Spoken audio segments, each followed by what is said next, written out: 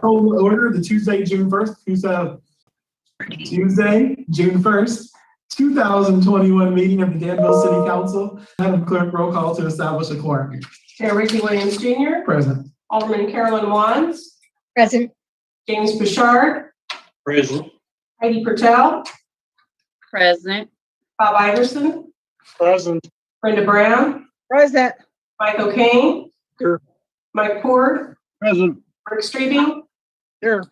Sherry Hickering. Here. Eve Ludwig. Present. Tricia Teague. Present. Aaron Troya. Present. Robert Williams. Present. Baron York. Present. 14 present. 14 present. We do have a quorum. At this time, we will have the invocation led by Alderman Brenda Brown, followed by the Pledge of Allegiance. Here's an update. A 21-year-old Danville man was sentenced to 50 years for murder. Deontay Wright was found guilty this March. He shot and killed 23-year-old Albert. I'm sorry, could you, someone has their, someone has a TV or radio going in the background. Could you please mute it? Thank you. Somebody still got it. The Champaign City Council is voting tonight to change the street name. Team, someone has a radio or news feed or television going in the background. Could you please mute it? Thank you. All right, Alderman Brown, please go ahead. Okay, let us bow our heads. Most gracious and Heavenly Father, we thank you for this wonderful day. We thank you for all these that have gathered to discuss our business for the city of Danville. Now, Lord, we invoke your presence that we would conduct business according to the way you would have it and that you be pleased. We ask you continue to bless those with COVID and, Lord, decrease the numbers of COVID and increase the ones that are getting well. We ask that you bless our staff and all administration that sees their day-to-day business for our city of Danville. Continue to guide us, give the wisdom and discernment on each individual item that we discuss, and help us become better stewards and better servants of this community, and just be with us throughout this meeting and help us until we meet again. We pray this and all other blessings in the name of Jesus. Amen. Amen. Please rise to the pledge. The flag is here in the middle. I pledge allegiance to the flag of the United States of America and to the republic which it stands, one nation, under God, indivisible, with liberty and justice for all. All right, thank you, everyone.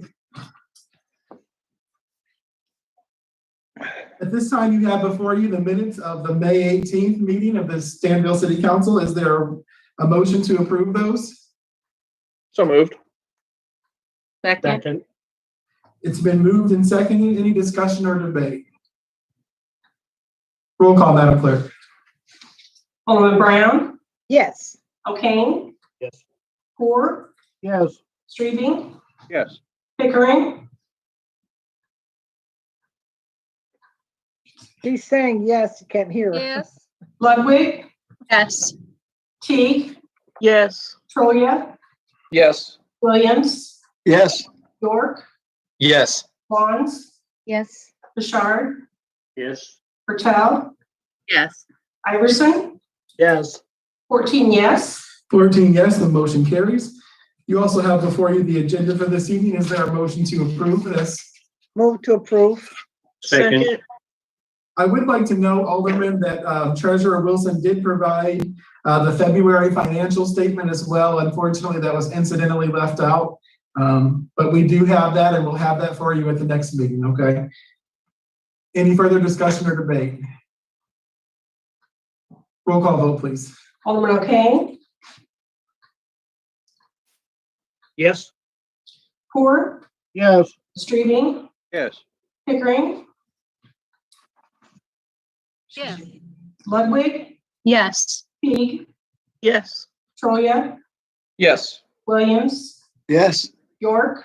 Yes. Bonds, Yes. Richard, Yes. Patel, Yes. Iverson, Yes. Brown, Yes. 14 yes. 14 yes, the motion carries. At this time, we will receive my report. There are no proclamations this evening. However, do we have any board, committee, or we don't have any board, committee, or personnel appointments. Are there any reports of boards, agencies, or commissions? Any reports of boards, agencies, or commissions? Seeing none, the only item of information that I have is that we had a wonderful Memorial Day in the community, and we just want to, as Alderman Williams did so eloquently last time, thank the family of those who gave the ultimate sacrifice in serving our country to maintain the freedoms for the rest of us. Madam Clerk, do we have any petitions, communications, or audience comments? No, we do not, Mayor. All right, thank you. We do not have any zoning petitions this meeting, which brings us to item 9, payrolls. You have before you the payrolls of May 21st and May 28th of 2021. Is there a motion to approve those? So moved. So moved. It's been moved. Is there a second? Second. It's been moved and seconded. Any discussion or debate? Quick question. Yes, Alderman O'Kane. U.S. Marshal Service, is that us paying somebody in our staff to work for them, or we paying a U.S. Marshal to do something for us? I will allow Chief Yates to answer that question for us.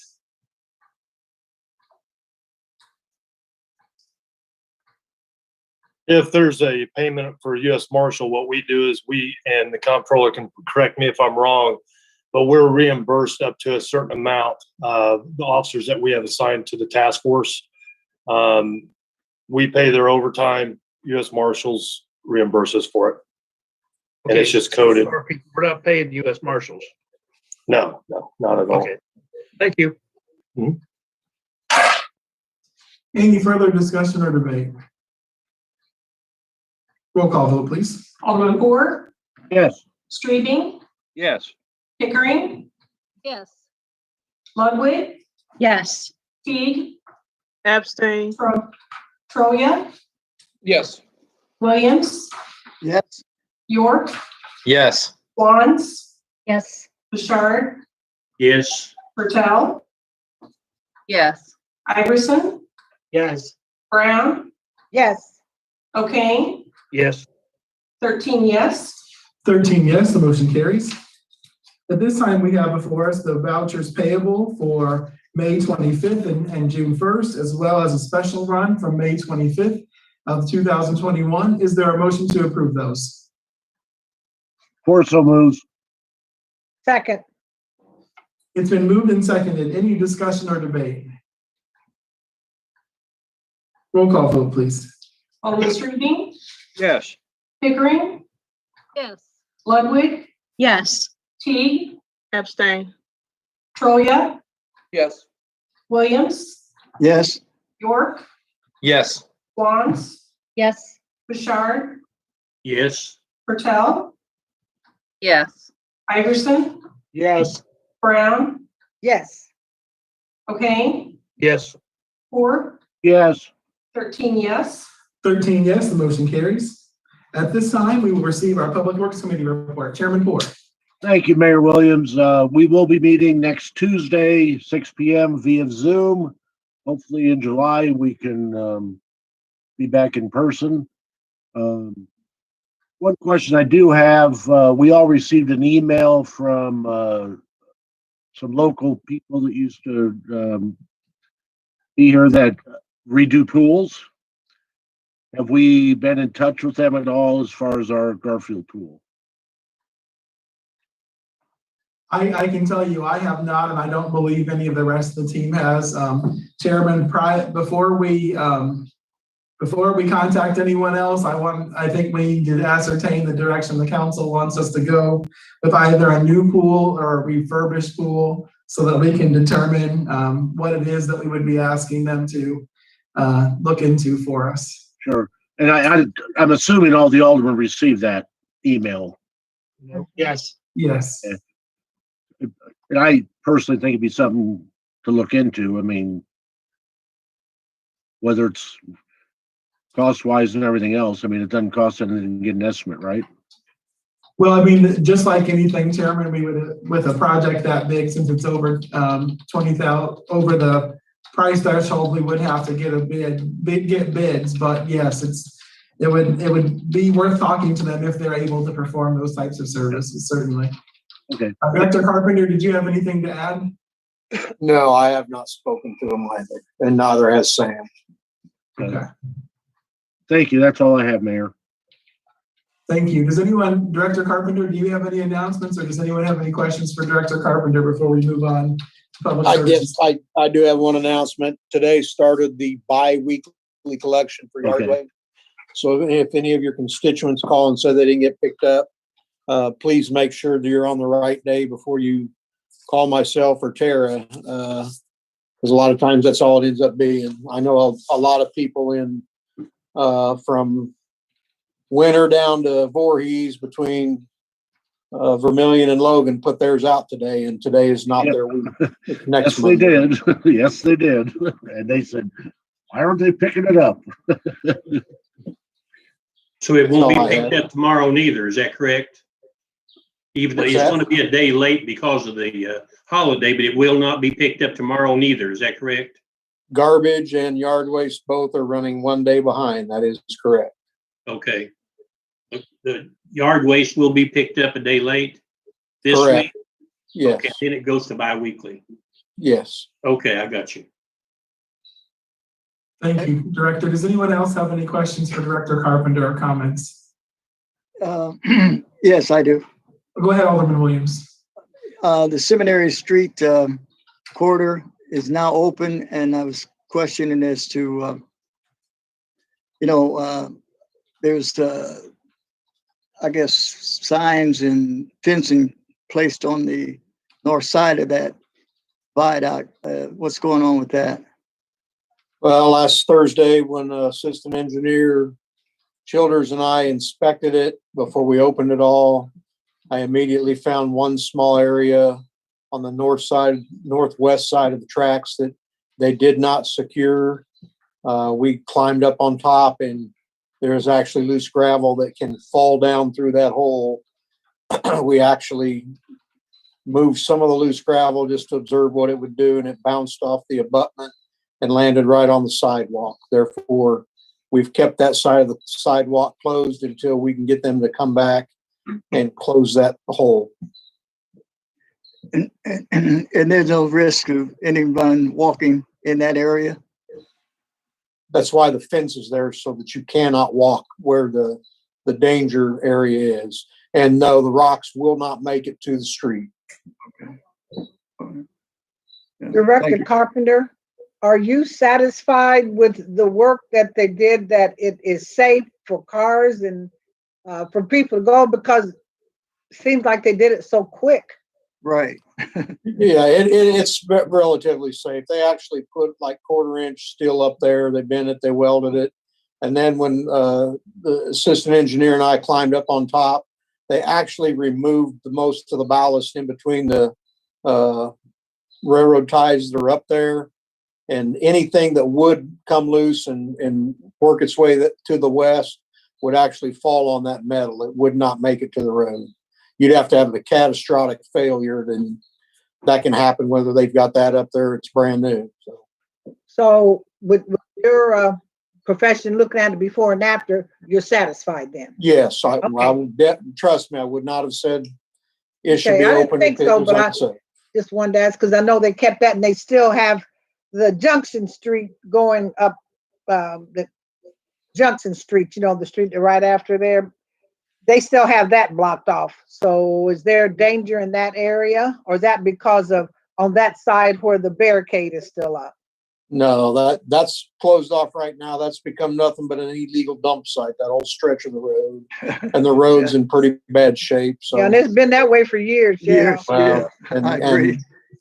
And unfortunately, there's nothing we've done that's been able to stop that other than just close the road off. So Mhm. for right now, until we can get funds to repair that road properly and or just completely close it off, then those barricades will remain there. Okay. There Thank you, are no because homes. or structures there that anyone lives in. Right, No. right. That used to just be a way, like if the train was too long, you know, they'd use that. Then it was one way, you couldn't go that way. So I just kind of wonder about that street. The street is in such bad shape, and you're right, they've dumped there for years, and like I said, nothing had been done about it. So I think there were complaints, but just nothing done about it. So, okay, thank you. Yes. All right, thank you. Thank you, Chairman.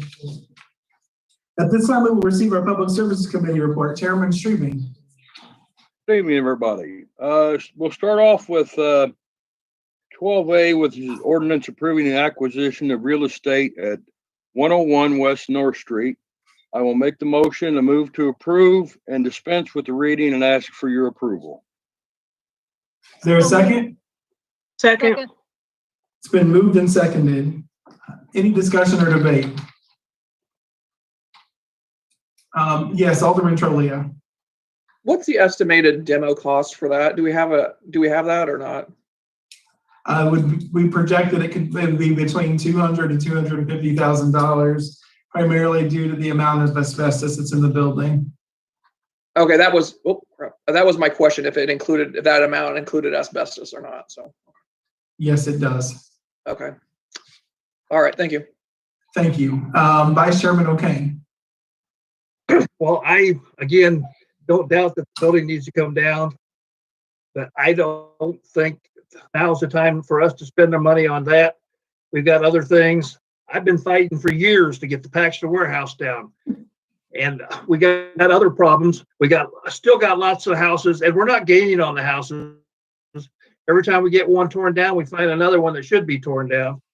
And that's $250,000 worth of demo for things that we've been waiting on. And this just comes around, and now in this next year, we're going to tear it down. I think we're spending money. That building's not going to fall down on anybody right now. I just don't think it's necessary right now. In the future, somebody comes up with the money, I don't have an argument. But right now, there's too many other things that should be in front of that. Well, as you know, I'll ask Director Carpenter to speak to this some about the Paxton warehouse. But the problem is you can only demolish what you have the rights to. And if you don't have the rights to a property, separate of it creating an imminent threat and us going through the court process, there's some stuff that we just can't tear down as much as all of us would love to do so. And part of that Paxton warehouse is part of that. Somebody owns it. And so as long as someone owns it, we can't technically just go and tear it down, although we would love to. Okay. Now, I have asked several times, because that structure has no roof to hold those walls in. I've asked to have fence around that. And we also need fence to keep them from dumping in that area, increasing an eyesore and a problem with the dumping that brings the rats and everything else around. If we can't do it, we need to get the fences around there. We got to keep people away from there. Thank you, Vice Chairman. Alderman Pickering. I have real mixed emotions about this. One question you already answered, and that was how much it's going to cost us. My second one is, this is budgeted out of 310, correct? That is correct. Okay. This year's budget for that is $240,000. So we're going to spend all of that plus on this one item. No, I'll have the comptroller speak to this too. It's not only $250,000 that we have budgeted for this, Alderman. We have over $500,000 budgeted. Plus, we have CDBG money. Plus, we have the other two grants that we have that can only be used, that we just received, that can only be used for housing to tear things down. So it's actually, I understand your point, but it's not quite that way. Comptroller, can you explain to us the breakdown for the demolitions?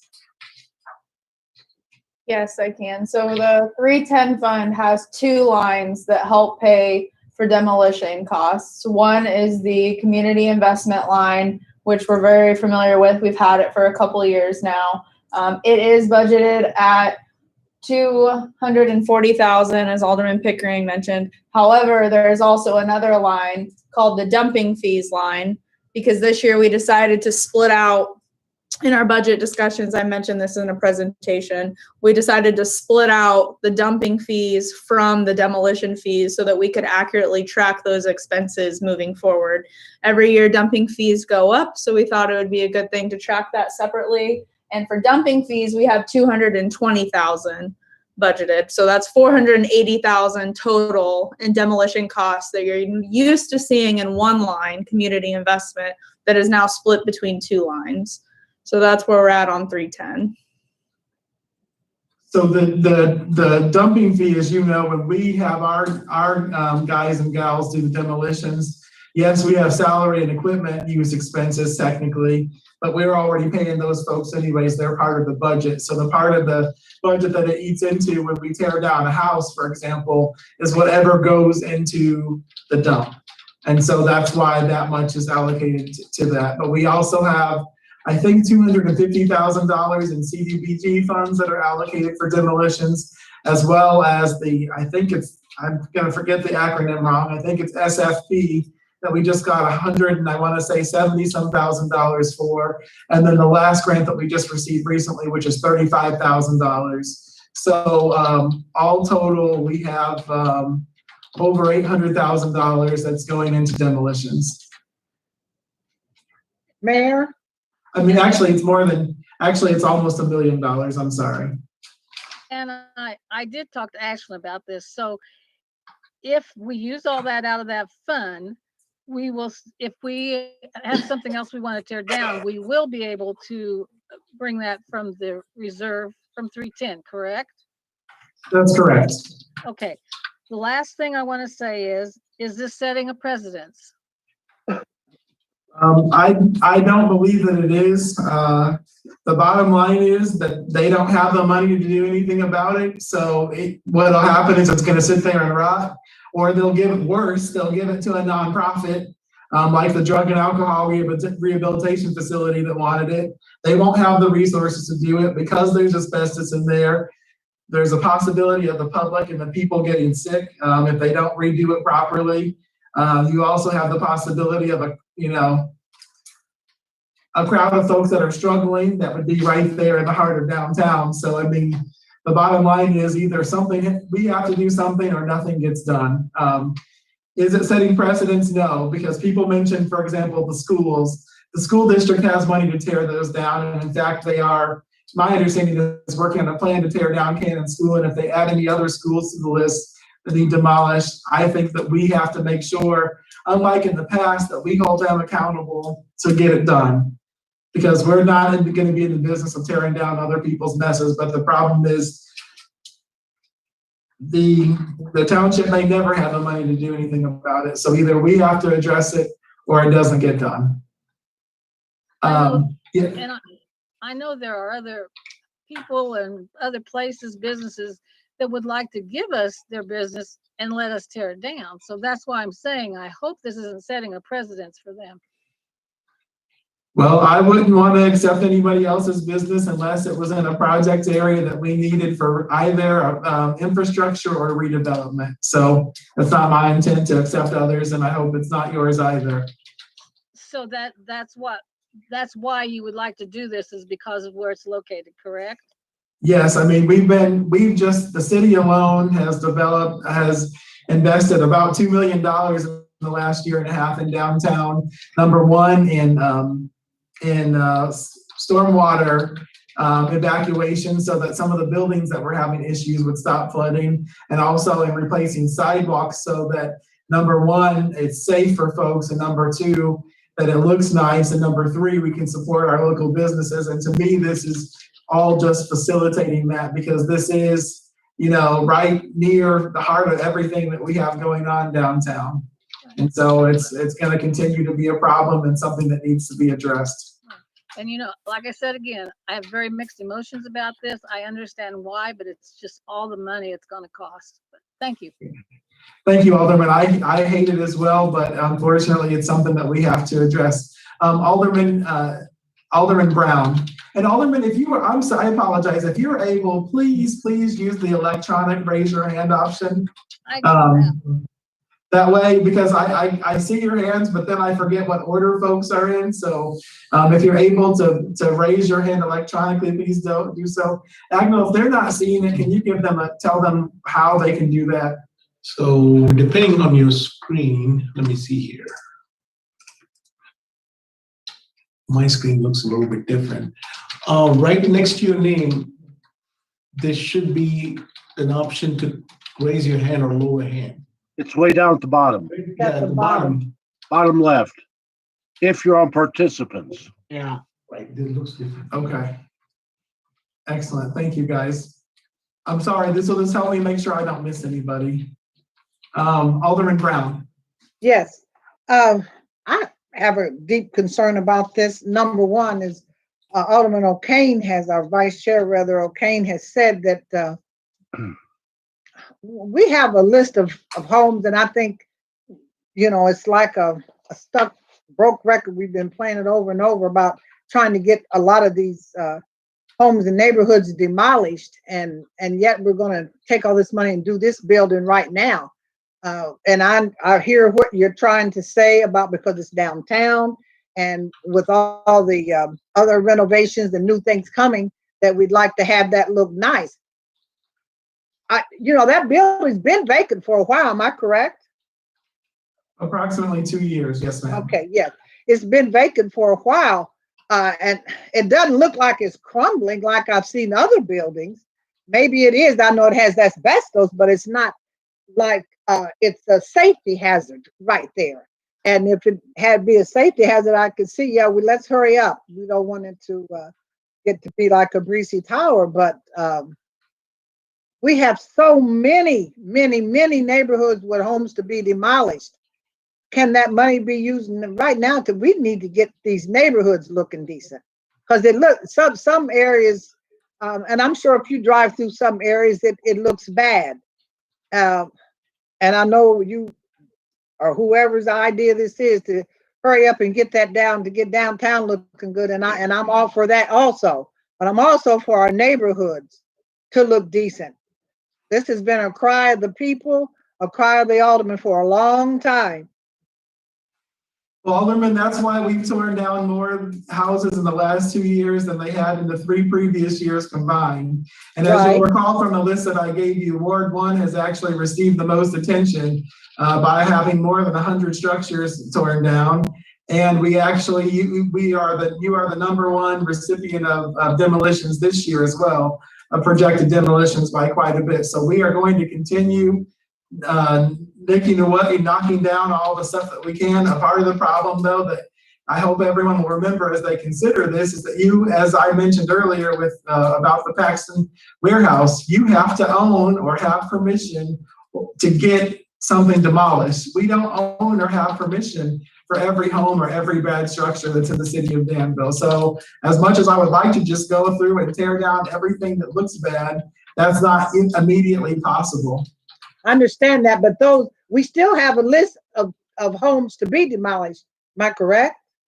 Right. Yes, and we are. Why don't we try to complete that before we start there? Well, we are still working to complete that. Right. To me, it's not an either or. It's that both we continue, as you all have instructed me, to get rid of bad structures that are on the main thoroughfares that we all have to deal with. This would be one, and work in project areas where we have infrastructure or other projects that are going on, as well as to continue to clean up our neighborhoods, and that's what we're doing.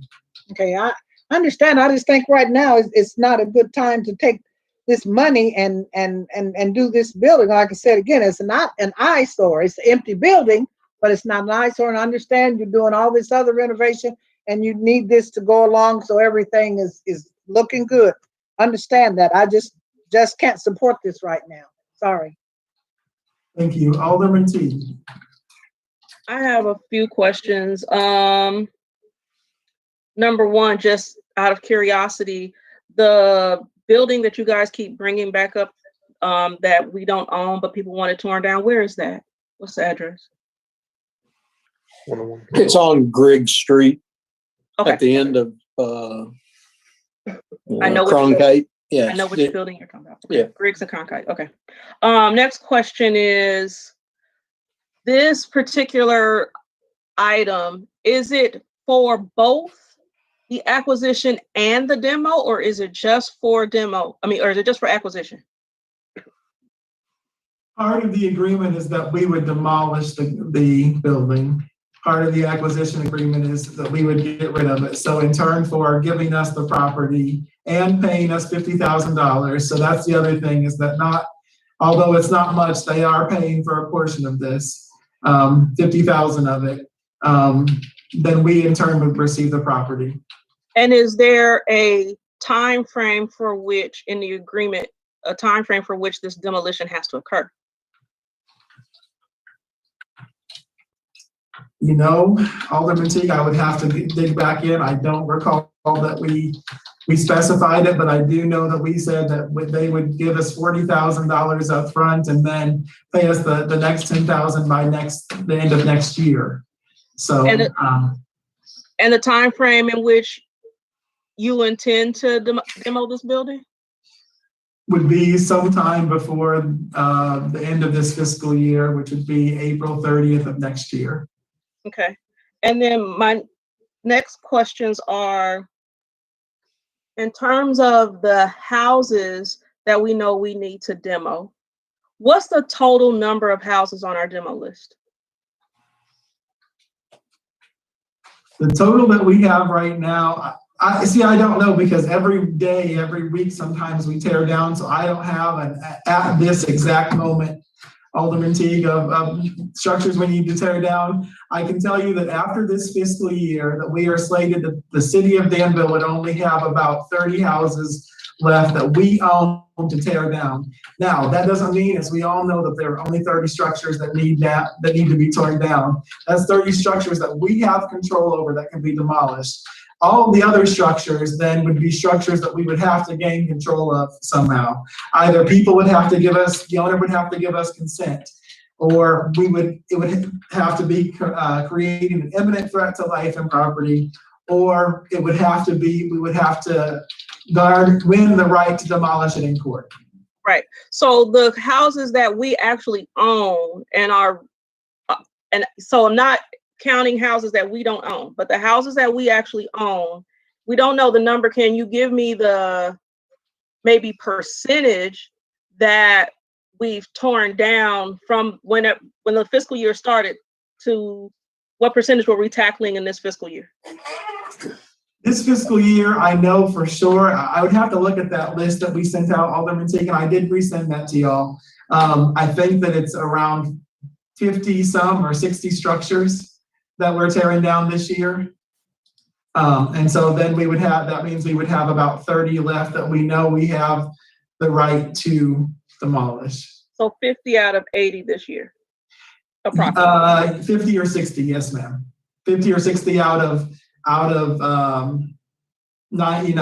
80 or 90 total. And the funds that we have for next year for CDBG would be, we believe, would be sufficient to demolish the remainder of those residential structures. Okay. Mayor, if I might add too, just so all the aldermen know, if you go onto the operations drive under demolitions and click that, there's a plethora of information that'll answer almost any question you can come up with, I would think.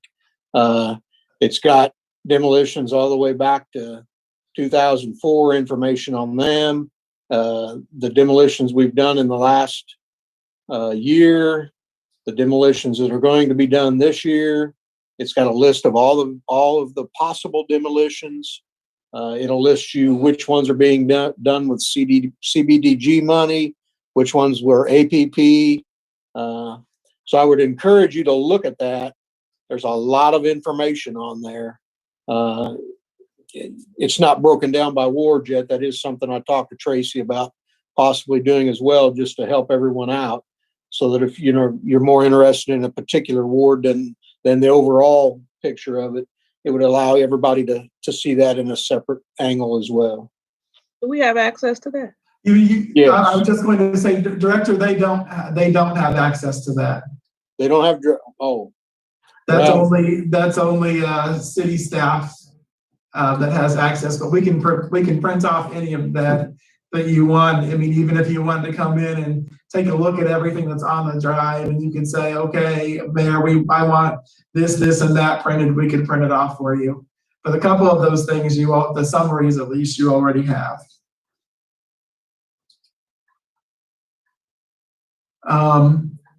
Alderman Teague, did you have any further questions or comments at this time? No, that was it. That was it. Thank you. Thank you. Chairman Poor. Thank you, Mayor. And as I said at the last meeting and the meeting before, Alderman Street and I would like to meet with you and the city staff. There's a building directly west of that might be interested in helping out with that project. Some kind of joint ventureship, perhaps. So, and I don't know if Rick and I should abstain from voting.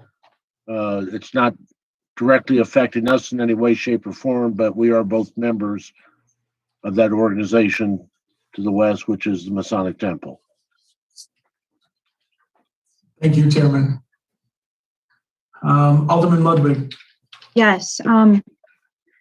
Well, I was just wondering why the $40,000 wouldn't be coming until December 31st of 2022. Just wondering why it wouldn't come for over another year and a half to the city.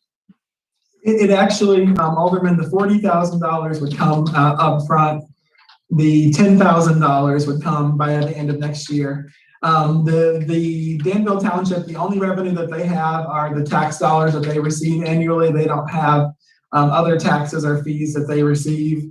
And so essentially their reserve, I asked them, originally they gave me a lower amount and I said, no, the minimum that we would accept is $50,000 at least, because we're taking care of your problem, so, basically the chairman told me, that they have, their reserve is very dissimilar to ours. They have about $50,000. So they asked if they could pay $40,000 now and the $10,000 by the end of next year, because then they would have another time to receive another year's worth of tax payments, because otherwise their reserve would be completely wiped out, meaning they wouldn't have any, if a vehicle breaks down or something, they wouldn't have any money to address that. Okay. In the contract, it says something different. It just says the 40,000 comes by the 2022 and the 10,000 comes within 5 days of the execution of the contract. Am I correct on that, or am I looking I at something? apologize. Somehow you've been sent the non-updated version of this. It's supposed to be the other way around. Okay, thank you.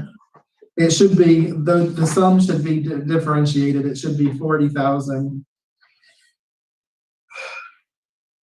It should be 40,000 within 5 business days and 10,000 by December 31st. I apologize. Okay. All right. And I have a second question. Does the city have a plan for the property at 101 West North Street after the demolition is completed and the property is cleared and so forth? We don't have a plan at this time.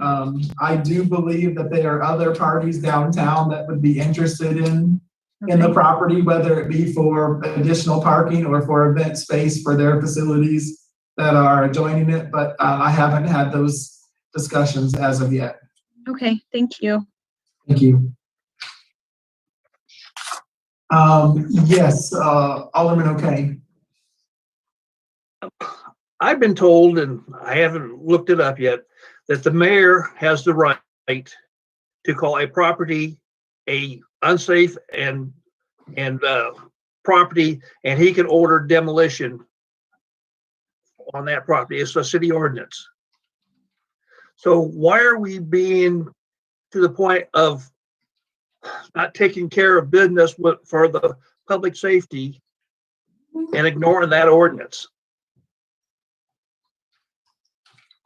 Alderman, I have to be honest, I'm a little taken back in your suggestion that we're not taking care of business and using the things that we should do to take care of our citizens.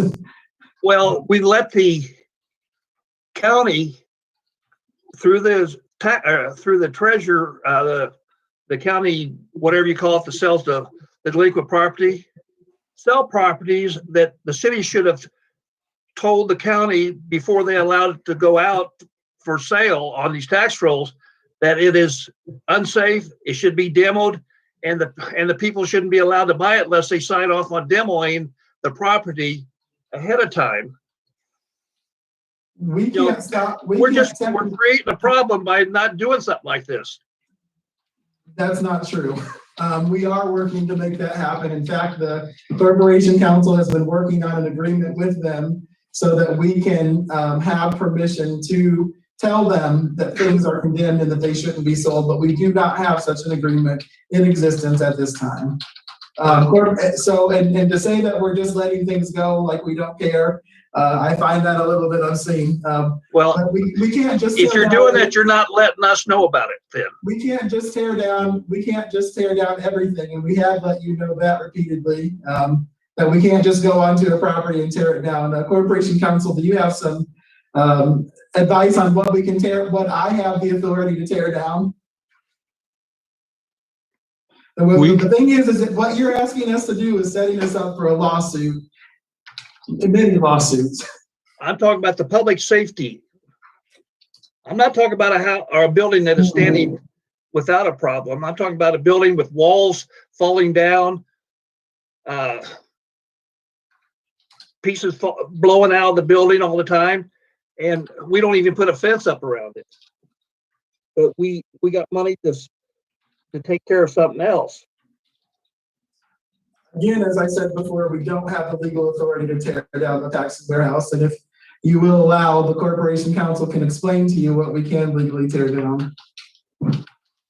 There may be this ordinance that you are referring to that allows the mayor to designate buildings as unsafe, but no ordinance simply allows a governmental entity to enter onto another person's property and tear down, albeit a shambles of a structure. It would be an unconstitutional taking without due process of law.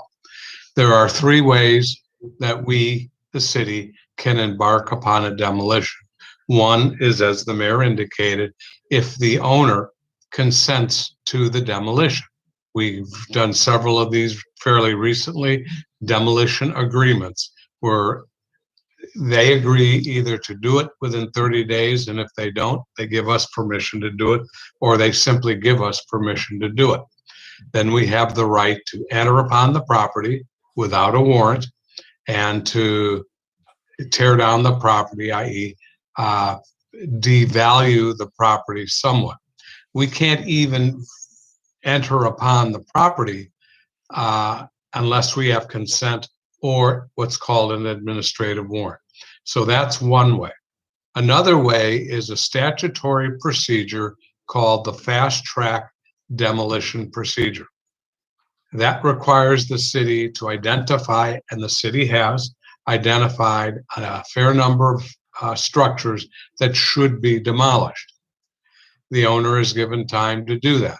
But then there is a statutory process, a step-by-step process, very strictly enforced, because we would be taking somebody else's property. If we adhere to that statute, and it takes some time to adhere to that, to go through that whole process, then we would be permitted to demolish the property. The third way is to file a demolition action in court, asking the court to grant us authority to demolish a particular structure. That's probably the longest and most time-consuming process of the three options. But ultimately, hopefully, if we prove our case, we would be given a demolition authority. And typically what courts do, I don't know what happens in Vermilion County, but courts in other counties, circuit courts in this state, allow the owner 30 to 60 days, maybe even 120 days to demolish their own structure. If they don't do it, the court order provides that the unit that sought the demolition, the municipality, then has the right to go in and demolish. Any other way would constitute an unconstitutional taking. So there are a number where we have agreements. We also have an arrangement, an informal arrangement with the Vermilion County trustee, that when they gain ownership through a tax deed, not just a tax certificate, but ultimately a court or authorizes a deed to be issued to them, they will cooperate with us and allow the city to demolish a structure. But that's nothing more than a particular owner, the Vermilion County trustee, entering into a consent agreement with the city to demolish the property. Those are the ways that we can do it. Those are the ways that limit how we do it. Corporation Counsel, can you speak directly to the thing that the Alderman O'Kane is talking about, the imminent threat, the one that where I have an absolute emergency to go in and it's creating harm, immediate threat to life, limb, or property right now. I can't recall the words that you gave me. Well, it's a continuing imminent threat to life, health, safety, or other property.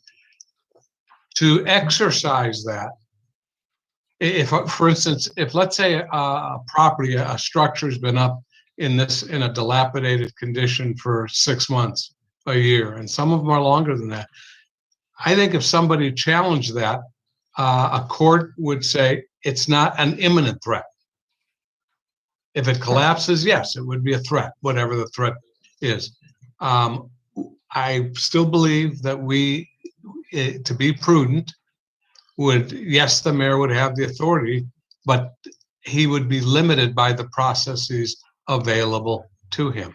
He just can't, or the city can't go in and start demolishing because somebody thinks it's, an imminent threat. We'd have to prove that, or at the very least, document that very carefully. The other thing is we have to have the resources, even if we're doing our own demolitions, we have to have the resources to take these things down one by one.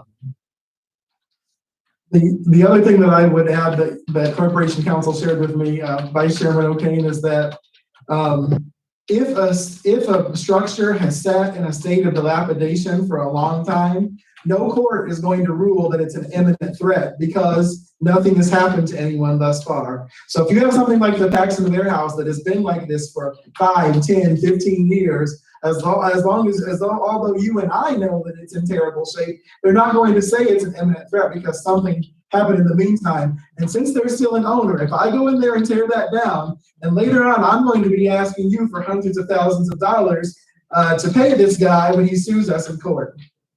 Well, I just hope none of the kids in my neighborhood get hurt, and that the city won't even put the fence up that I've asked for years. So I'm leaving it up to the city, however they feel. So do you think how are you willing to pay for a fence for years to go up? Because we have to rent, if we have to do that, we have to rent tons of fence. If one kid playing in this neighborhood gets hurt, what's that worth compared to that fence?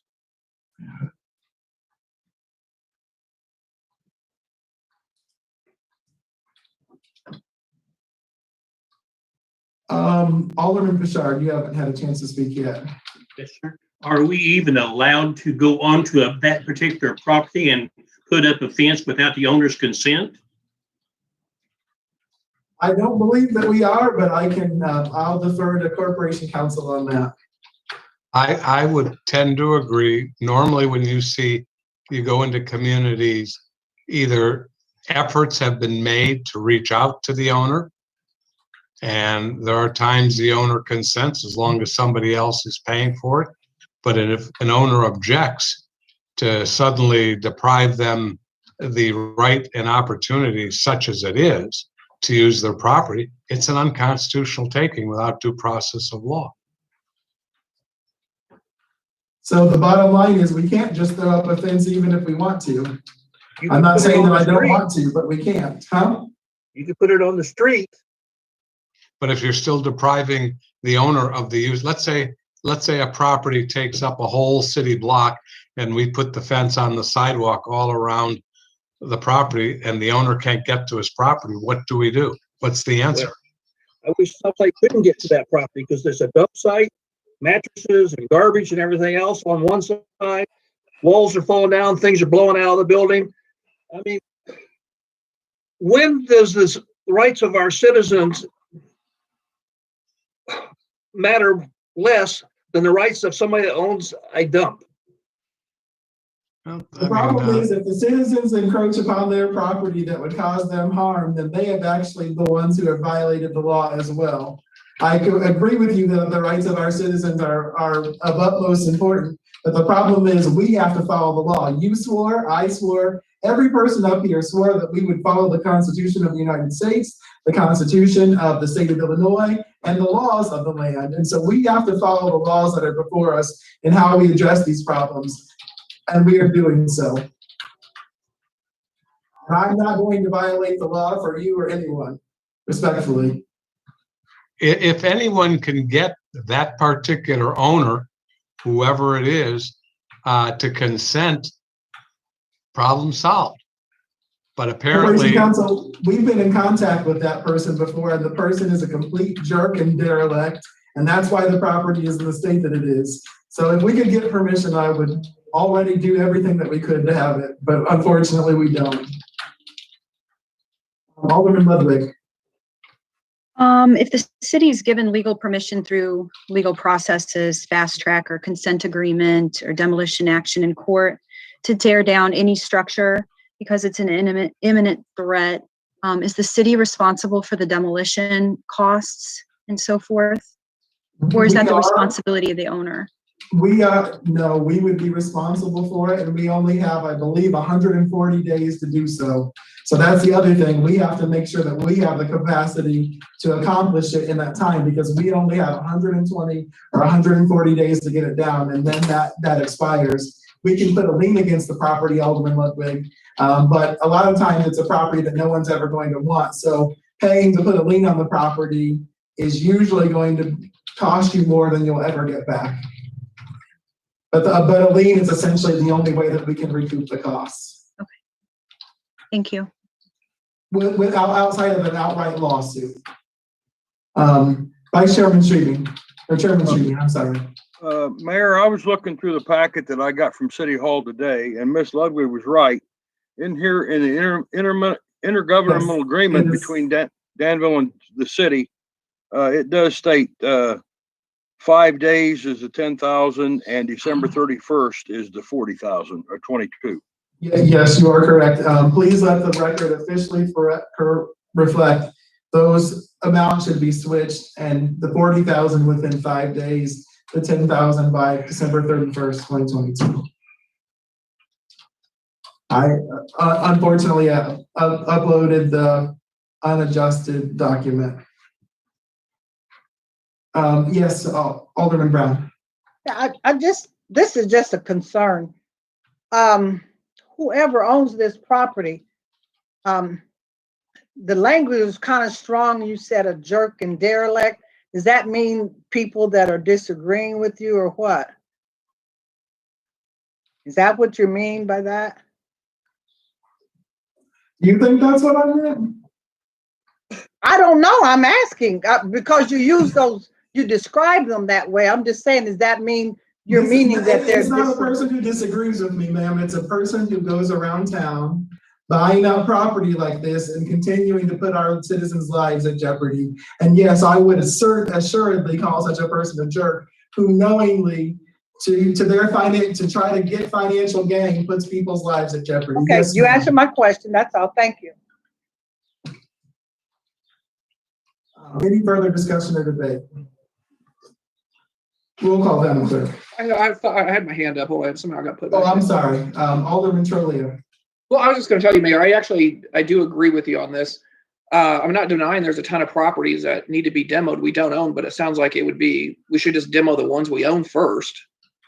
And then if we get that list done, then go through the long process of taking the ones we don't have. And do we have the right to demo Breezy Towers right now or not? No.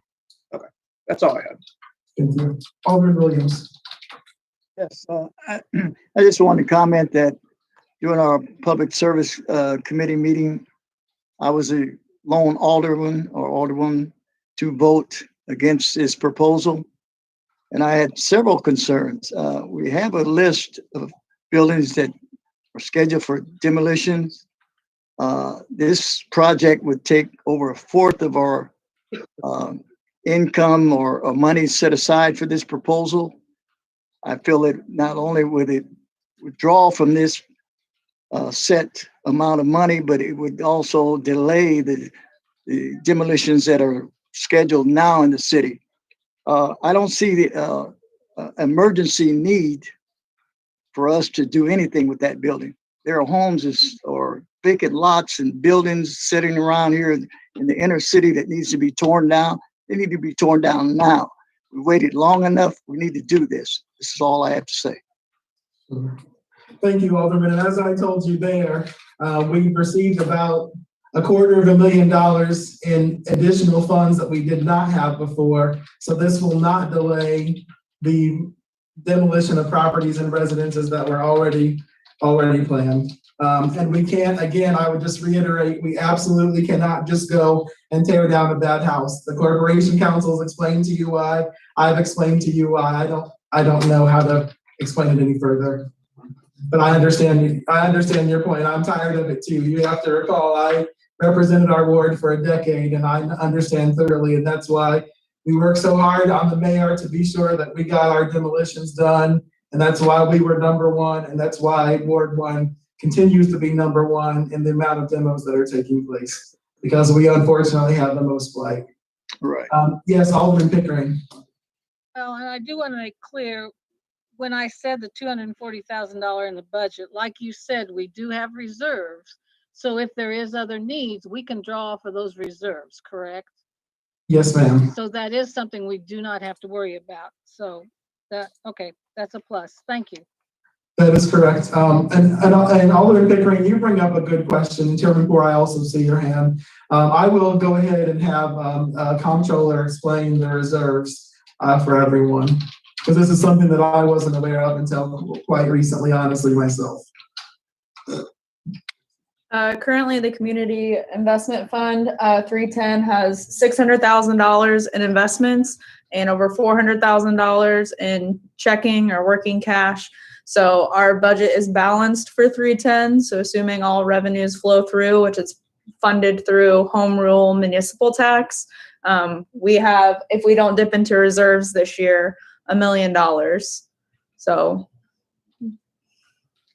the problem that we have is being able to legally tear structures down. That's the best way I can say it. We have to have permission either from the owner, or we have to get a ruling from the court one way or another.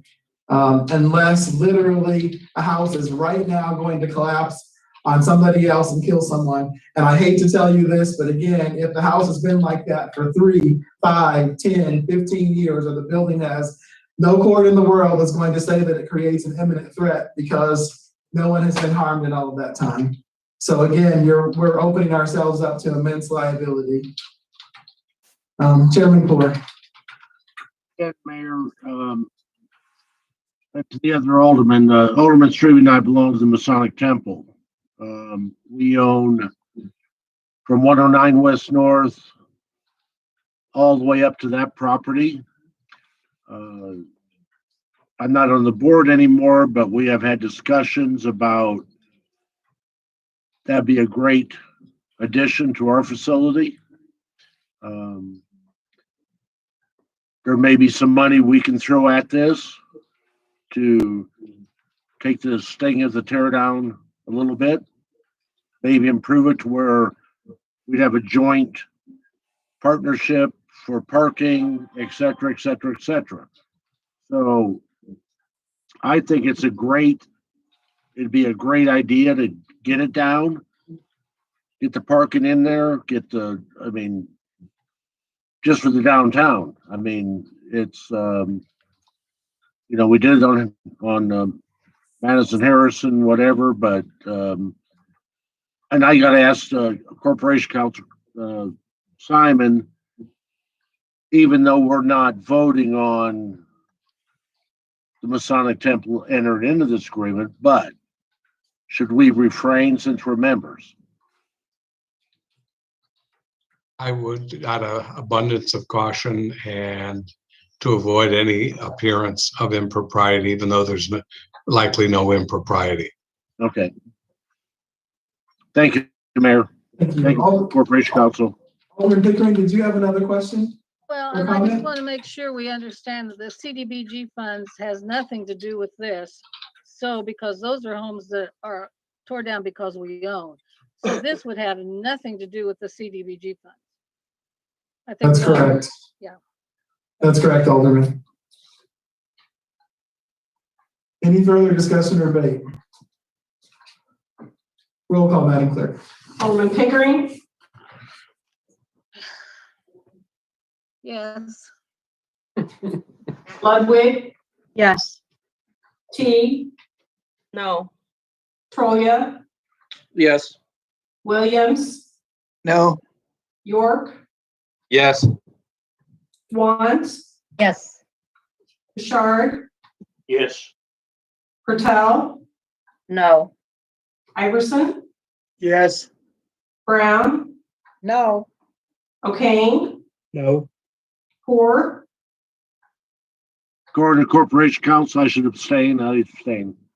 okay, thank you, Streaming, Yes. 8 yes. 8 yes, the motion carries.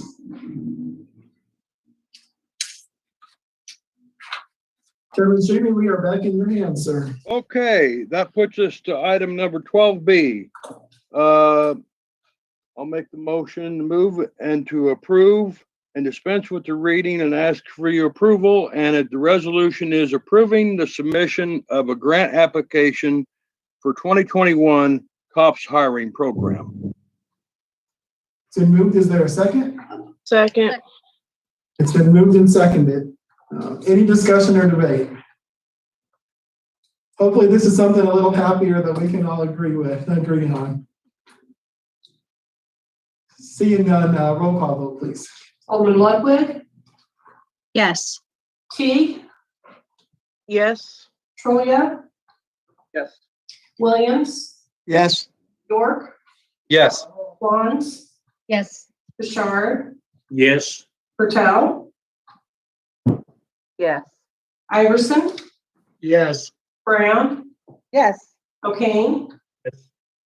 Poor, Yes. Streaming, Yes. Pickering, Yes. 14 yes. 14 yes, the motion carries. All right, that puts us to item 12C, a resolution authorizing a budget amendment in the Office of Personnel and Human Relations Division 019 budget. I will make the motion, move to approve and dispense with the reading and ask for your approval. I will state that this was not ready at the last meeting that we had. It come in the day afterwards when Ms. Finch found out about it, so it was sent out to everybody. So we have it now on our agenda. Second. Chairman has moved. Is there, there's a second by Alderman Pickering. Thank you. Any discussion or debate? Just a quick to let you know, essentially what's happened is there were two hearings that were presided over in previous budget years that should have been invoiced to us sooner, and they were not. So as soon as Administrator Finch received the invoices, she brought those forward for a proper accounting, but it wasn't anything on her end or our end that was done incorrectly. All right, roll call vote, please. Alderman T, Yes. Troya, Yes. Williams, Yes. York, Yes. Wants, Yes. Bouchard, Yes. Patel, Yes. Iverson, Yes. Brown, Yes. O'Kane, Yes. Poor, Yes. Streaming, Yes.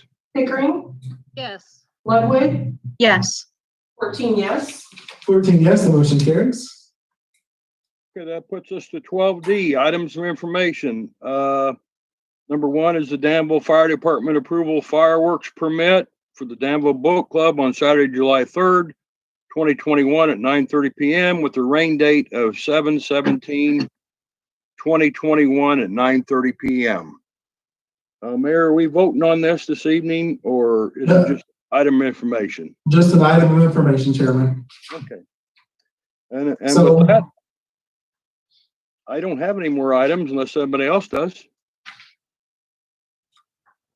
Thank you for your report, Chairman. I'm excited. We have several entities that are going to provide fireworks for our citizens this year, so the city of Danville doesn't have to. So thankful for all of those at the Boat Club, the Grotto, Turtle Run, others that are going to be providing fireworks. We thank you for that, for what you're doing for our community.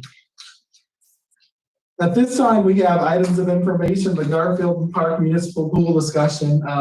As you all know, a lot of folks had a lot of questions about the pool, the condition of the pool. I do know that some of you all were able to go and to visit the pool. So I guess I would just start off by asking a question of how, in seeing the pool, were you surprised? Were you not surprised? What were your thoughts on having visited the facility?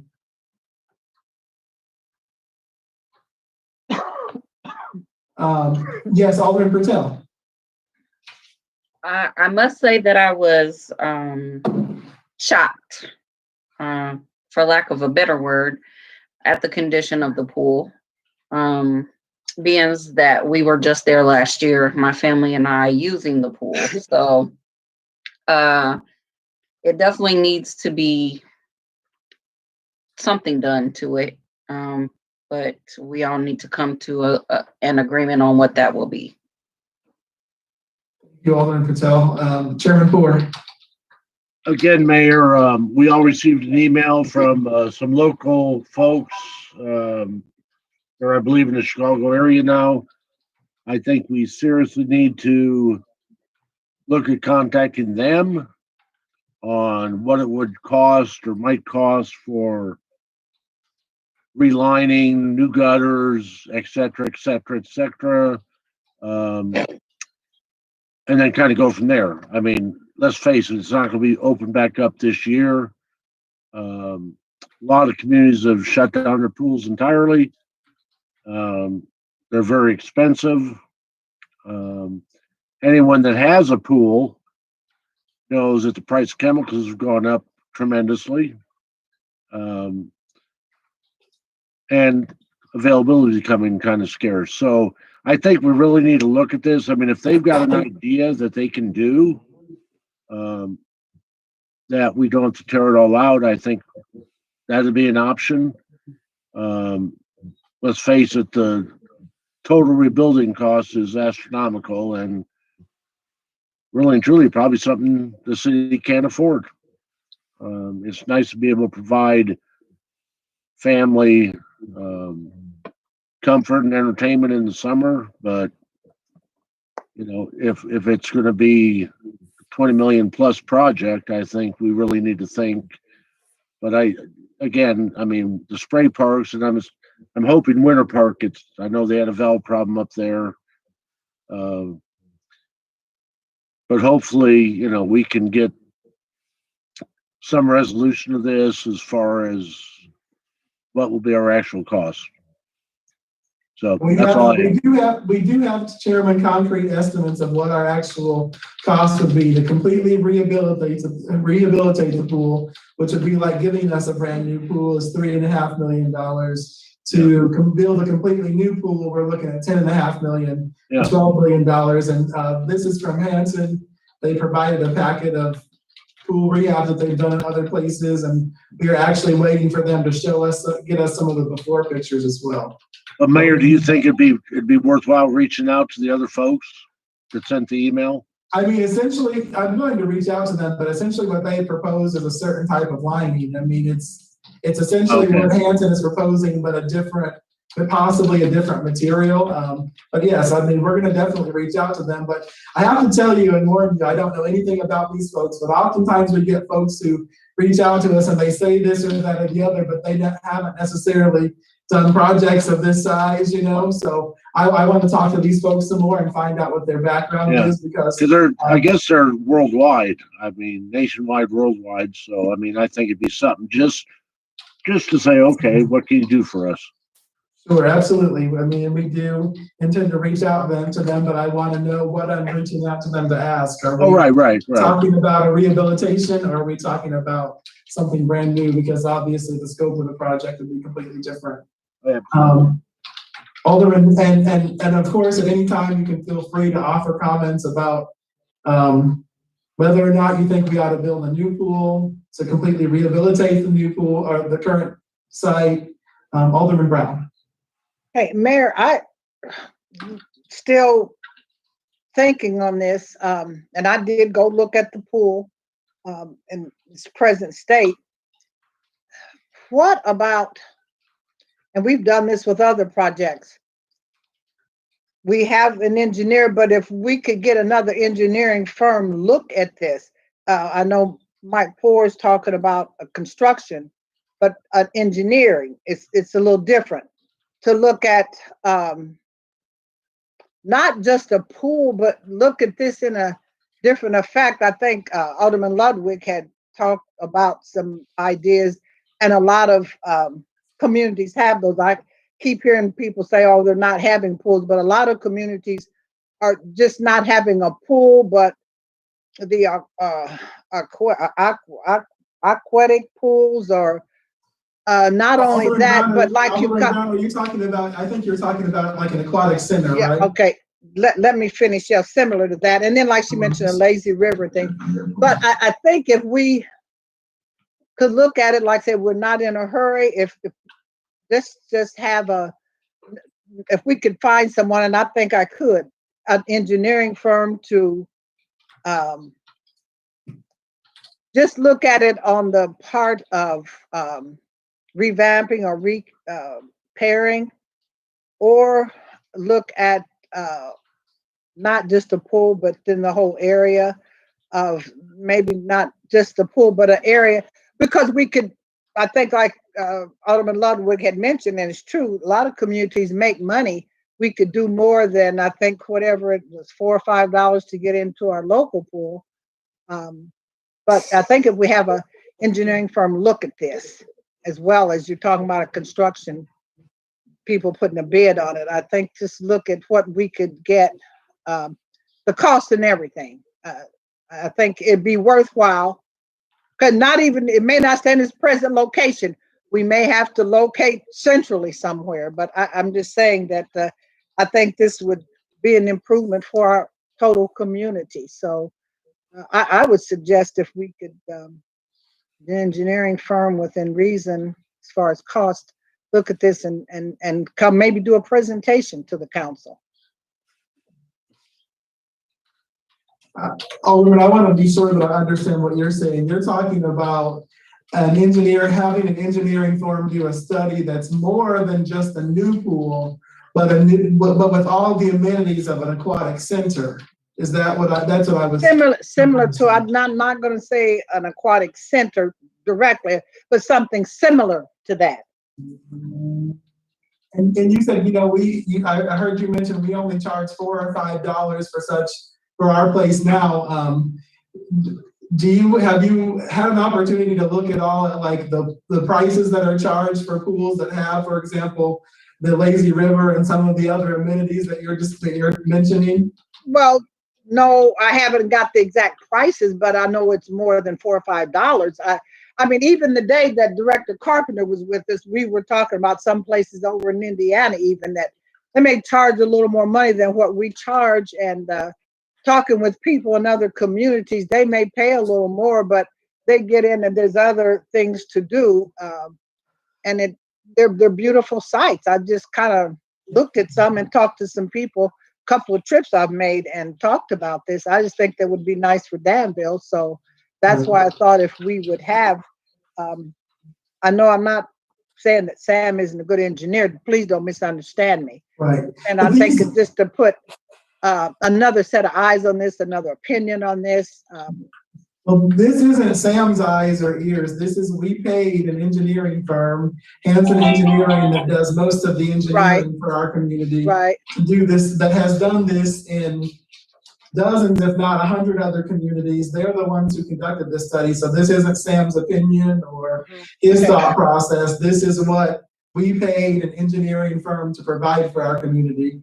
Now we can have an engineering firm, we could pay them more to see what it would be to add a lazy river or some things like that if we wanted to. But then you're gonna have to substantially increase the cost of admission, which I would be really worried about our constituents and all of the wards, but especially the ward that I used to represent that you do, Ward 1. I mean, they struggle now to pay $4 or $5 to get in the pool. If we charge now $10 or more to get into the pool, even if it's nicer, if the folks who it's intended to help can't use it, how would that impact them? Well, you know what? I think sometimes you have to give people something, give a reason to pay more. Yeah, if you say pay more where we're at now, they probably wouldn't. But I think seeing something that of a magnitude of what we're talking about with the lazy river or something similar. I'm not saying that exactly, but something in this area is what I'm talking about. Yes. Is what I'm saying. And let me correct myself. You said this was Hanson that did this and not Sam himself. And so I would have them like do a study and tell us some more. So I apologize. I gave the wrong firm name. It was the Farnsworth Group. It wasn't. And Indiana Beach is about $20 a person. Yeah, but look how many people from Danville go to those places. Yeah, That's I know. what I'm saying. I'm going next month. Yeah, I mean, there's people that go constantly. I know people that are taking their family reunions, class, and they're going there to pay that. They would do it in Dallas, even though, Mayor, I understand what you're saying. People are lower middle income, they may not have it. But you know, I think when we show something better, people will find better. I just believe sometimes we have to make the offer, but if whatever the name of this engineering firm is, I don't know, and I'm not sure if we all know, whatever it is. Let us look at something other than just a pool. You understand what I'm saying? With some type of a center like that, I think it will be worth our while. Yes, ma'am. I do think it's also important to note that Indiana Beach and those places that folks go for family reunions, they usually go once. Whereas folks come to the pool here, usually a lot during the summer. Like, you're right. For example, the kids at the Boys and Girls they come, each one of them once a week. The kids from Laura Lee Fellowship, they come regularly, so it's not a one-time thing. So if we were just talking about one time, I think they could come up with $10 or $20 like they do to go elsewhere, but to be able to come regularly, that would concern me a little bit.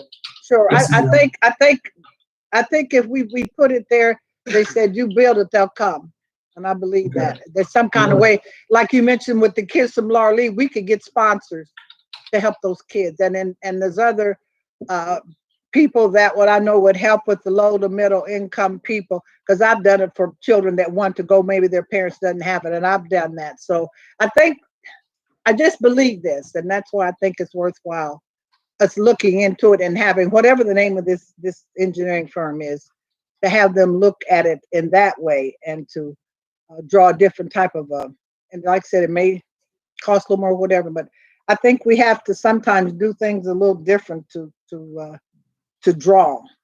We just sometimes we settle for mediocrity, and that's why sometimes could be our failure. Right. Yes, ma'am. The other two things I should note. Number one, we've sent information out a couple of times, and I hear, well, let's wait and let's hold off, and I understand that. Right now, we will be closed, we know for sure, this year and next year. If we don't make a decision soon on whatever it is that we're going to do, then we're closed in the summer of 2023 as well, because we have to get state and federal permitting and such in order to, especially when it would come to new facilities. So we do need to make a decision sooner rather than later on the direction that we want to go. Yeah, I've considered all that, Mayor. Thank you. Okay, thank you. Alderman Bouchard. Yes, I went and looked at it also. I was really surprised in the condition that it was in. But I also think there's so much potential over there. That's not only a beautiful grounds, that's a huge pool. I didn't realize all that pool was that large, but I see a lot of potential there. And I think the city of Danville really needs a pool. And I kind of like the idea of the lazy river thing, because a lot of pools and people are going to the away from the pool, but to the water adventures, type thing. But I see a lot of potential there. I think we definitely need to just keep investigating and keep seeing where we can go with this. Thank you, Alderman, for Alderman T. I agree with Alderman Brown and Alderman Pritchard in terms of, let's look at a full slate of options. And then I also just want to add that while she was talking, I looked up, in the Aquatic Center in Champaign is only $8 for residents. So it's a minor increase, and that's individual use. So, if somebody wanted to pay for a group like Laura Lee or Boys and Girls Club or do a whole season, they also have additional, passes for those types of things. So in my mind, to me, it would be worth the extra $2 or $3 to go and be at a top-notch facility. But I would like to see, what that option would look like as well. Thank you, Alderman T. Yes, Alderman Patel. Sorry, I was muted. You asked that we give our opinion on which way we think we might want to go. Personally, in the beginning, I was thinking, go for the new pool, new everything. After doing the tour and weighing the options, I think that refurbishing the pool itself would be just as good as building a new one. However, my concern is the pool house structure. I feel that needs to be demoed completely and rebuilt. So that's where I stand on the subject. Thank you, Alderman Patel. Alderman O'Kane. Well, I wish for a new facility in Garfield Park, Douglas Park, Mead Park, someplace. I don't know if it's possible. You've never got back to us about the what do you call it, the American Rescue Plan? Have you got enough information to give it to us, or what that money can be used for yet? Yes, the comptroller sent to me Friday the outline of the 150 pages that it can be used for. And the truth is, I was supposed to send it to you all today, and I just ran out of time, but I will be sending that to you all this evening, because I want everyone to be able to fully say. Sometimes I can summarize something and I could miss something that you might see, and vice versa. So given that this is such a huge expense, Vice Chairman, I think it's important that we all read that as much as we're able, but I will be sending that to you. And Cliff Notes? I have only gotten about 50 pages through yet, so I can't give you the Cliff Notes fully, but if you want Cliff Notes too, you're gonna have to give me a couple more days. Okay. Thanks, Vice Chairman. Anything further? No.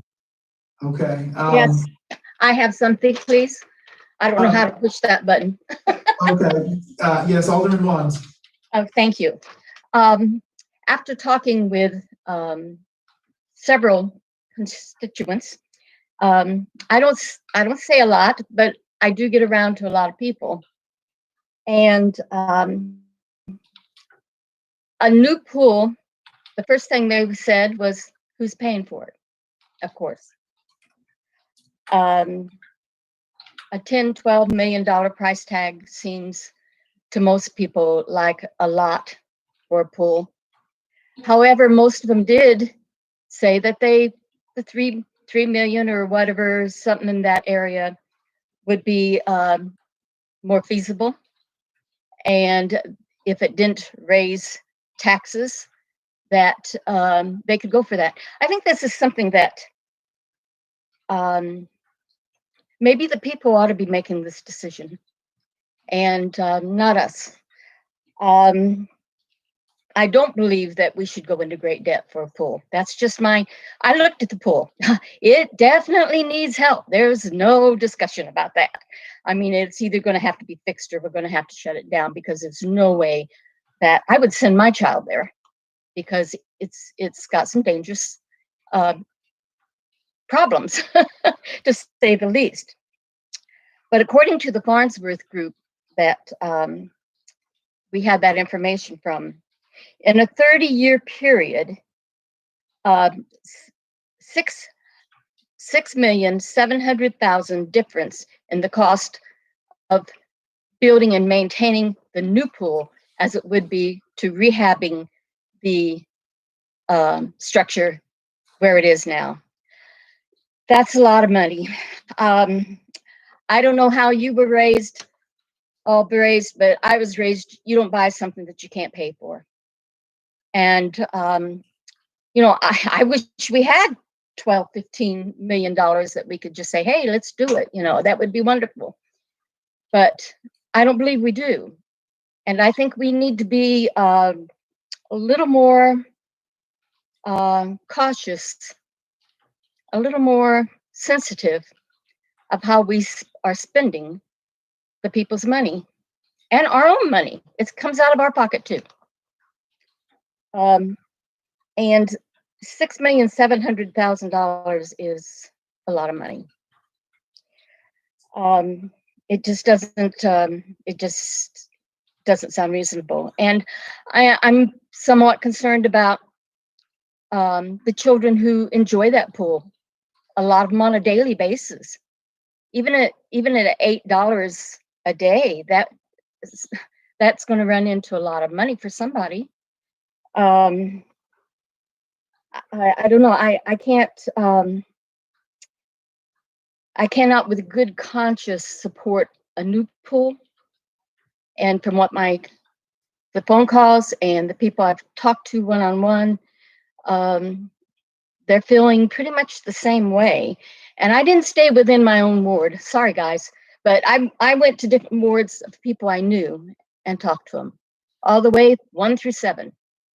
And it was basically, a few said, well, let's just close it up, forget it. But I'm not so sure that's our answer. But, you know, if we want something new and nice, maybe we ought to start saving for it. You know, I just bought a different car, a used one, because mine gave out. I always bragged about it, 24 years old, 200 and some odd thousand miles on it. But I had been saving for 20 years for a car because I knew that was coming sooner or later. Maybe we ought to be putting something back if we want new. Otherwise, I think maybe, in my opinion, and I'm only one, that we want a pool. I think we want a pool. I think most everybody wants a pool. But let's be careful with our spending. Let's use our monies wisely. And right now, we're looking at monies we don't even have. So it's just something that I think we need to think about for the future. Thank you, Alderman Watts. Alderman Pickering. Yes, I went out there and visited, and I understood why they closed it. It definitely was a safety hazard. My question was, you said we will be without a pool for 2 years, even if we would rehab? Yes, ma'am. Okay. I'm leaning right now towards rehab. The way it sounds to me like it'll almost be a brand new pool. Later on, if we wanted to add something, like Carolyn says, let's save some money. Get a lazy river or something else. But right now, the way it sounds, I think rehabbing it is the way to go. I mean, there's what, $6 million difference. So, and it sounds like it's going to be a new one, almost brand new. So those are my thoughts. Thank you, Alderman Pickering. Yes, Alderman Ludwig. So I believe that we need a pool for our community. Right now, we should note that there's no other public or private pool in our Danville community besides the country club. And most people can't go there. There's nothing in any other community besides what's at Garfield Park. So I really do believe we need a pool for our children and our families to go to in the summertime. I too had a chance to view the current condition of the dilapidated Garfield pool. It is a very major problem. I had a chance to look up what Crystal Lake is requiring for admission fees. And like we said, $8 for residents, but $12 for non-residents. That's not a lot of money. And for a family of 3, a membership fee is $188 for the season or for the year. And an individual membership is $93. That's for the residents. I agree that Laurel Lee Fellowship and Boys and Girls Club should not have to pay. The children should not have to pay to get in. Hopefully we would find sponsors for them, whatever we end up doing. I think that we need to investigate how often liners fail, because I have heard and done some investigation on the failure of liners for many pools that go through the projects of just doing the rehabilitation. We also don't know the condition of the old underground pipes, and it just remains somewhat of a question, because we're not going to take everything out. And looking at the pipes at the Garfield pool, you can see that they're rusting, and there's all kinds of problems to them where PVC has been replaced, but there's still old pipes, and we just don't know entirely what's under the ground. So I think that's a question. Another question we need to find out is what is the cost of a lazy river? I mean, that could be a couple more $1 million just for the lazy river itself.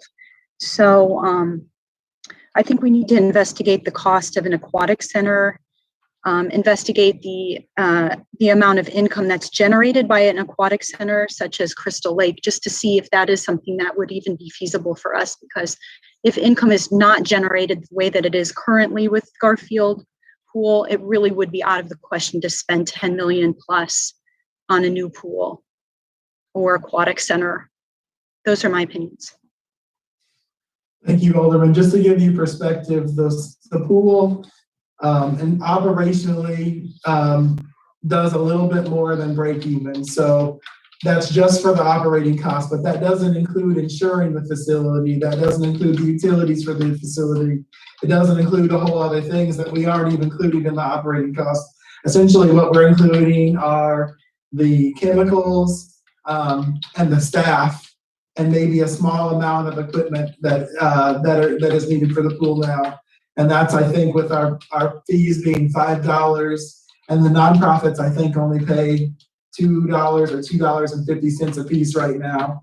The places do. And I can tell you, as the former director of the Boys and Girls Club, and as someone who has raised tons of money for children, it's very difficult to raise money. A lot of the places like Laurel Lee, like Boys and Girls Club, like the Y, are struggling to stay open now as is, even though our community supports them, because they rely on donations, and folks just don't give overall as much as they used to, and we don't have as many people to give here as we used to as well. But I can certainly look into seeing how much, for example, it costs to build Crystal Lake, how much it costs to maintain it every year, and what their facilities are like. But I think that something important we have to remember is that, let's say that you make the money to operate it, you still have to make up the money that you pay to build the facility before you're ever ahead. So that's something to consider. Yes, Alderman Patel. Sorry, I was muted again. I just wanted to reiterate that the majority of the children and families who frequent the pool on a daily basis are those who don't necessarily have the means to pay $8 or more every single day to enjoy the pool. So I know a lot of the children from public housing go every day, and it's a struggle for them to even come up with the $4 or $4.50 that is required for them to get into the pool every day. So I think going above and beyond that is just not reasonable for our families in our community. That's all I had to say. Thank you, Alderman Patel. Alderman Vice Mayor Iverson. Yeah, I think one of the points that Alderwoman Brown was trying to make is, let's look at something beyond what we're looking at. I mean, we're saying either we should repair what we have now or build a whole new pool and stuff. Why can't we look at something entirely different? Maybe we don't need a full Olympic-sized pool. Maybe we can get by with a smaller kiddie pool and then have the lazy river for the older kids and the adults and some slides and things. Let's not, we immediately you say, well, let's build a pool, a whole new pool and add amenities. Maybe that's not the approach we need to take. There's something in between. And I think that's what she was trying to say, is we need to have someone else look at, are there other alternatives? We're saying new pool or old pool. There might be something in between, which costs more, but not $10 or $12 million. And we may have to increase the cost, the admission price a little, but not a lot. And it would be more of a draw. And for more people, I don't think we talk about the kids, and it's great that the kids use the pool, but let's do something that would bring some adults into the pool in the evenings too, which I don't think we do very much of now. So it's just like I said this the last meeting, we're always either or, it seems, we're either this or that. There might be something in between. And I think that's what Brenda Brown was trying to say. There might be something else to look at. Let's look at other alternatives here, other things we might be able to do. Thank you, Vice Mayor. Comptroller Massey.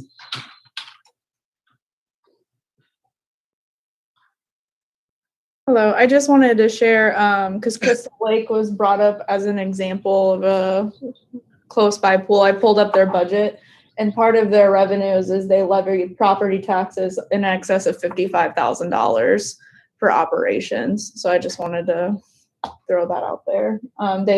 According to the sheet, they do have a balanced budget, including that property tax. So. Comptroller, what are their overall expenditures and what are their overall revenues? Their revenues are $405,100 and it's a balanced budget. So same expenditures. But they also take $55,000 a year in property taxes. So that's about 13% of their funding to make it operate comes from property taxes.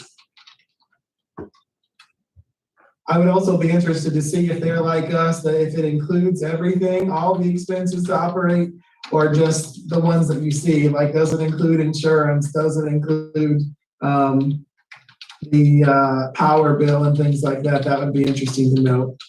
Yeah, that's a good point to bring up too, because our pool currently, we partner with Aqua and they donate our water. So they donate between $25,000 and $30,000 in water every year for our pool that the city do not currently pay for. So. Oh, Mayor, I think some of the other things you have to look at, some of these places belong to the park district, which people don't realize, but you pay a hefty fee to have the park districts because the pool falls underneath their jurisdiction as well. Chairman, that's absolutely correct.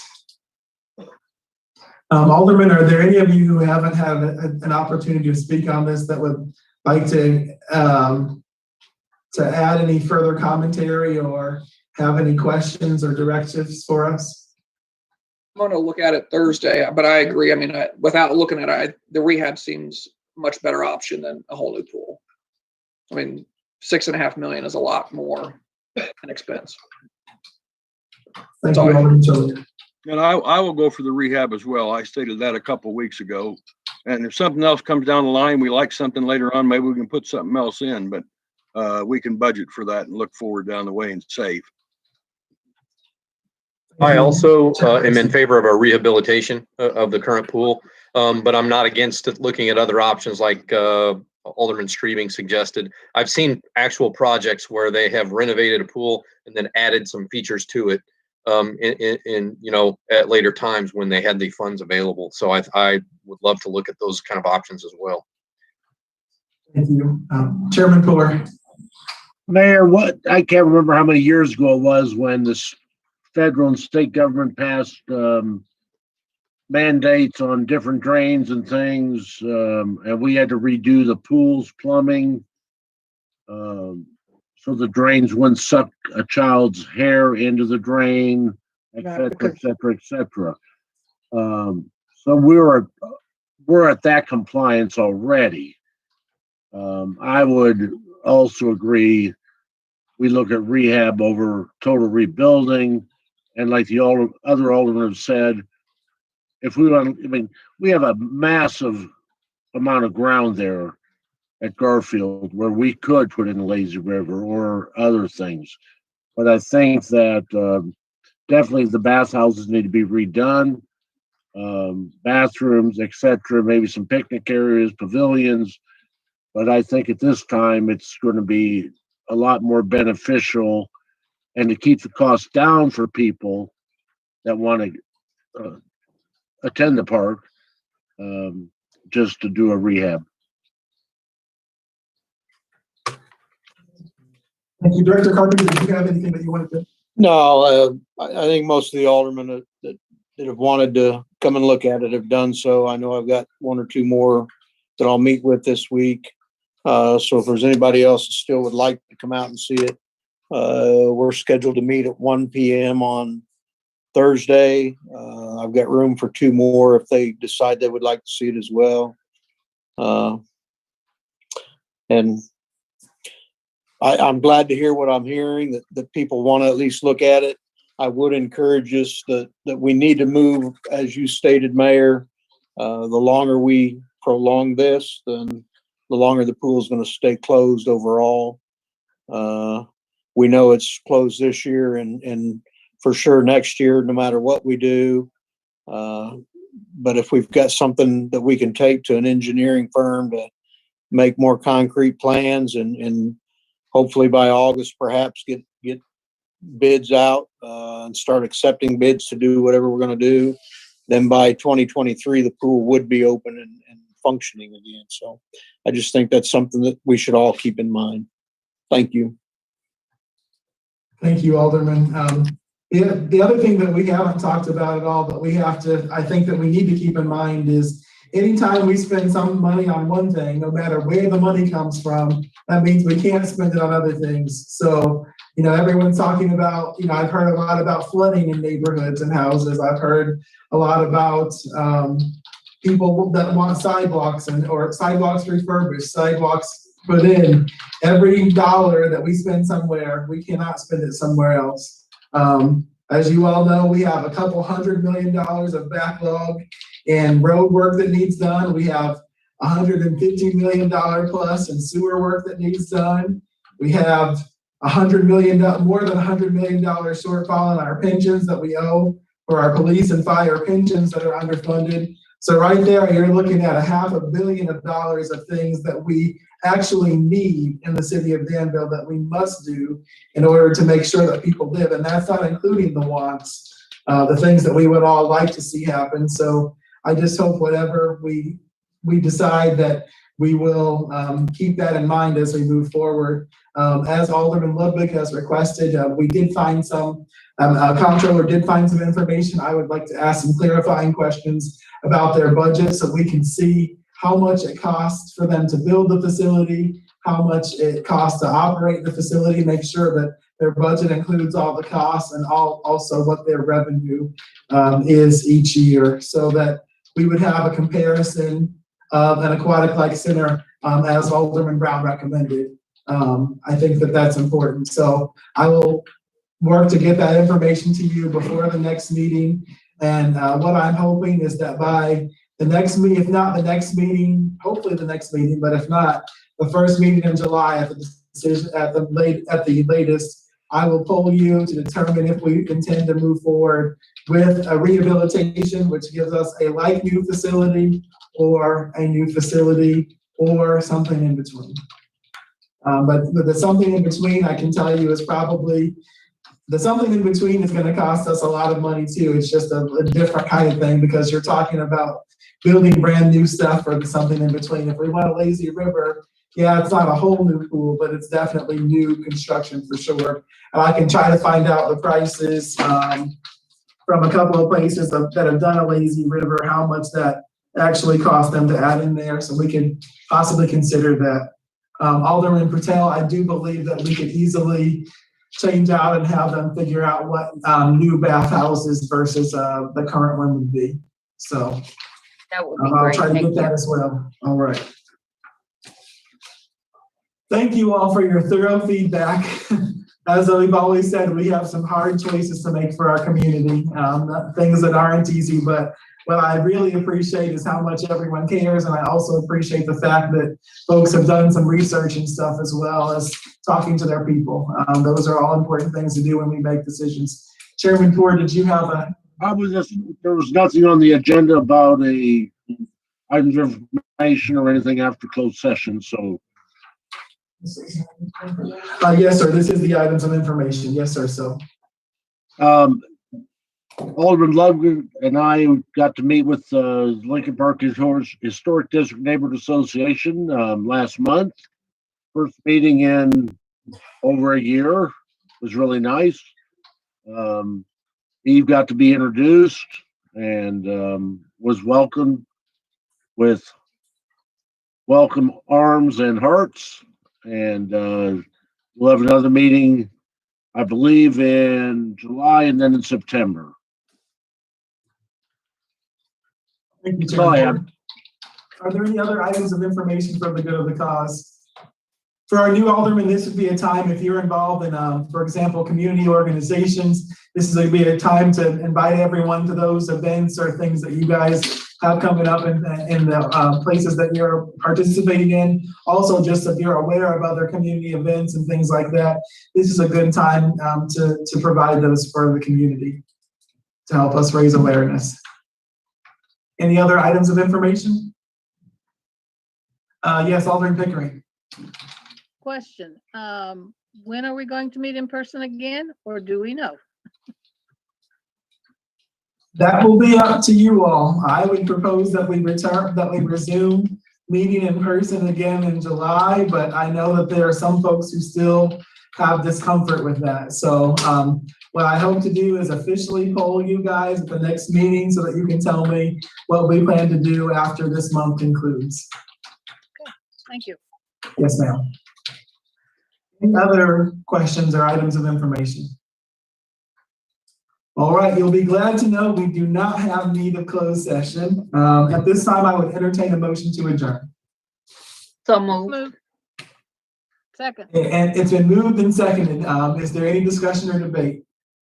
Roll call, Madam Clerk. Alderman Troya, Yes. Williams, Yes. York, Yes. Wands, Yes. Bouchard, Yes. Patel, Yes. Iverson, Yes. Brown, Yes. O'Kane, Yes. Ford. I don't really want to, but yes. Stay on if you want, Mike. Everyone want to talk to me? No. Got rid of my granddaughter. Yes. Pickering, Yes. Ludwig, Yes. Teague, Yes. 14 yes. 14 yes, the motion carries. We are adjourned. Have a great week, everyone. Be safe. Hey. Hi, everybody. Thank you. Thank you, everybody.